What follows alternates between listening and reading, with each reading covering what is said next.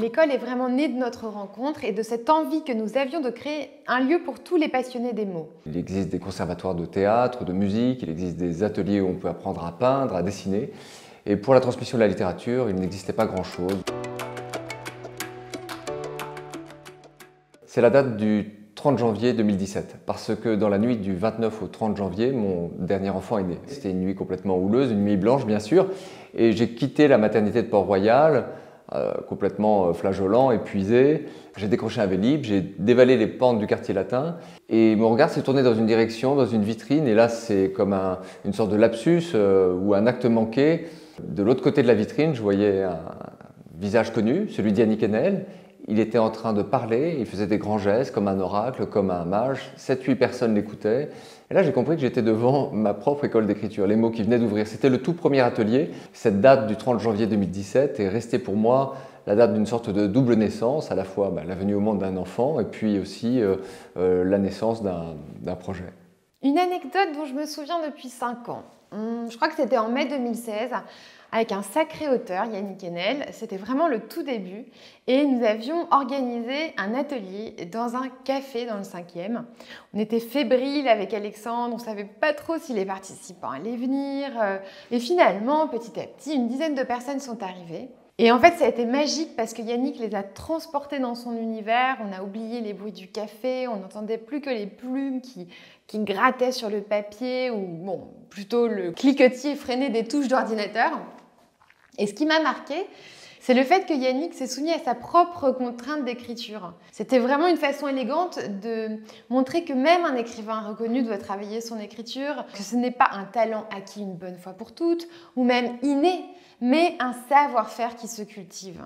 Et ça, j'ai trouvé ça très beau et j'ai trouvé que ça incarnait vraiment ce que nous voulions faire avec les mots. Au début, on avait pensé à l'atelier des lettres, mais c'était trop élitiste. On voulait quelque chose de plus ouvert, une invitation à écrire. Le nom de cette école a été choisi pour sa simplicité, pour son évidence. On n'est pas très loin des Jardins du Luxembourg, on est en plein quartier littéraire du centre de Paris. Et il est difficile de ne pas penser au fantôme de Poulou. Poulou, alias Jean-Paul Sartre, en fait le petit Sartre, qui raconte dans les mots justement son enfance de petit garçon intellectuel, introverti. Voilà, c'est un hommage à Sartre.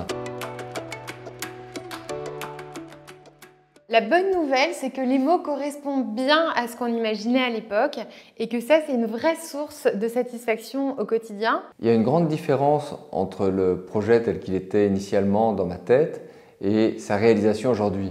Élise a beaucoup apporté et l'a complètement dépoussiéré. On a créé un écosystème complet et riche autour de l'écriture en étant fidèle à nos valeurs fondatrices de variété, d'accessibilité. Tout ce lien qu'on entretient par la technologie avec le public, ça, j'y avais pas du tout songé.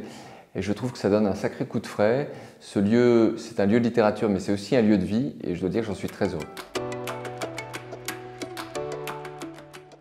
Ce qui m'enthousiasme beaucoup, c'est évidemment de voir des participants qui sont passés par l'école et qui vont jusqu'au bout de leur projet. Je dirais que ce qui me fait plaisir, c'est que j'ai des retours croisés, à la fois des auteurs qui enseignent ici et des participants aux ateliers qui sont heureux. Alors pour des raisons différentes, mais j'ai l'impression qu'il y a deux besoins qui se rencontrent. Et puis toutes les relations humaines qui sont permises par l'école, tous ces collectifs finalement qui en naissent et qui en sortent, tout ça c'est une vraie satisfaction personnelle.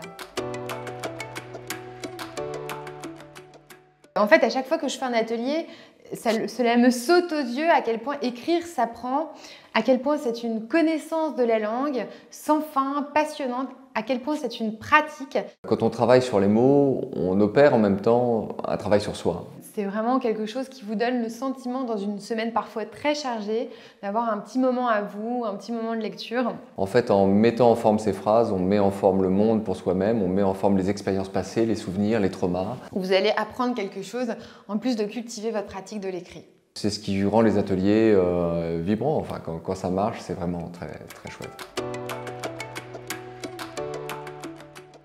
Il C'est le jour où Jessica Knosso, qui a depuis publié son roman chez De Noël, m'a donné à lire son manuscrit après avoir suivi plusieurs ateliers à l'école, dont un avec Claude Arnaud qui était génial.